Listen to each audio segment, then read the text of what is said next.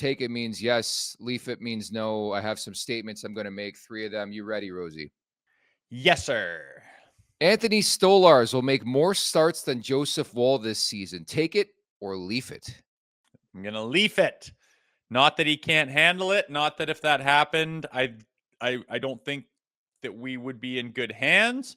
I just think that Joseph Woll, hiccup to the start of the season. I still think he's going to be our man.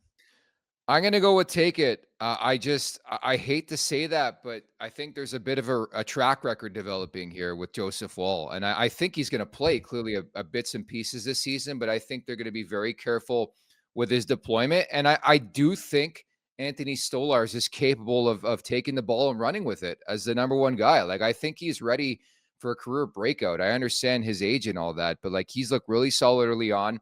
Thought he was good in training camp. I thought he was great with the Florida Panthers last year. So I'm taking it. I think Stolarz starts more than Woll this season. Okay, what about an over-under at 40 games, Joseph Woll?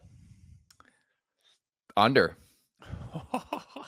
Rosie, you're legitimately saying you look at this guy's track record. You're telling me he can play 40 games this season. I just don't. I'm still hesitant to think that the track record is indicative of what's going to happen in the future. Fair. Yeah. It's not a good look to the start. I totally get it. I was, adamant about, you got that high ankle sprain last year. It is what it is. Like, relax, move on. It's hard to get over that. Goalies need to do fine. Yeah, he's had some injuries, but I've played with guys who, in the first 5 years of their career, they have 2-3 years of just brutal luck with injuries, and then the next 5 years they're healthy as a horse. So that can happen. I have no leg to stand on because it's been such a rough start of him being injured before the puck even bloody drops. I was so rattled to kind of hear that, and it's not a good look for him, but I still am holding on to belief that he is going to be the number one guy and he's going to play the majority of the games this year. Ronald writes in, under max bet, what's the new line? Under 38.5. Surprisingly, I would say the chat's believing in take it here, not leave it. Take it with Stoli? Yeah. Well, he looks good. Yeah. He's a good signing. He's a good goalie. He's big. He's athletic. I think he looks fantastic. I just still see him being as that wicked, capable, support behind Woll. Like, I think people need to be reminded how good Joseph Woll is when he's playing.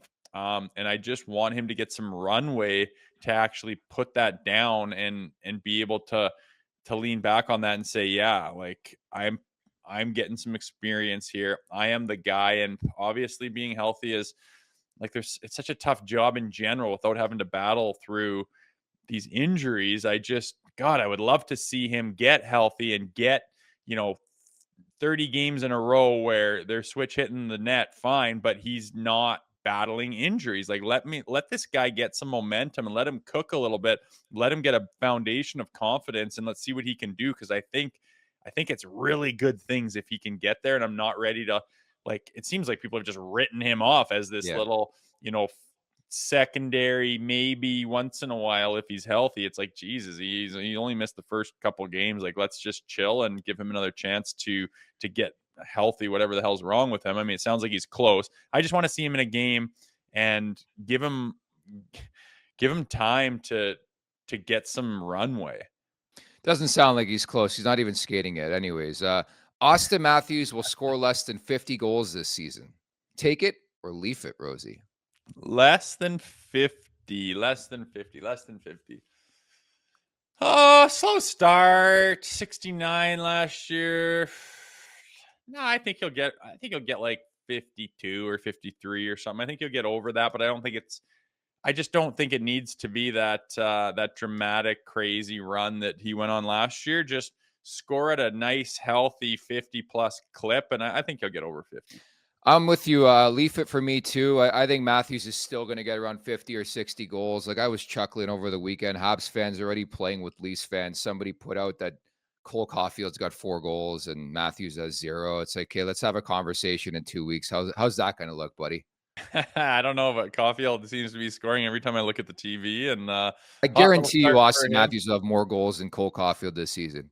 Oh, I agree, but they're the Habs, so as soon as one Yeah. thing's going, it's like, buddies on my group chat that are Oilers fans. I mean, they just run their mouth and chirp off, and I've had my hesitations about them. I'm like, buddy, you were like, to be that highly hyped going into the season. I think a lot of things went well for you guys last year. That's going to be hard to replicate. So easy with running your mouth, but a couple guys just love doing it, and now it's just radio silence crickets, man. I think that you don't want to get too far ahead of yourself. And yeah, good start for Cole Caulfield, but those Habs fans are going to take jabs while they can, while they're in this rebuild, but I don't think it's going to last forever, that's for sure. Third and final one, Timothy Lilljegren will not be a Maple Leaf by U.S. Thanksgiving. That is November 28th, by the way.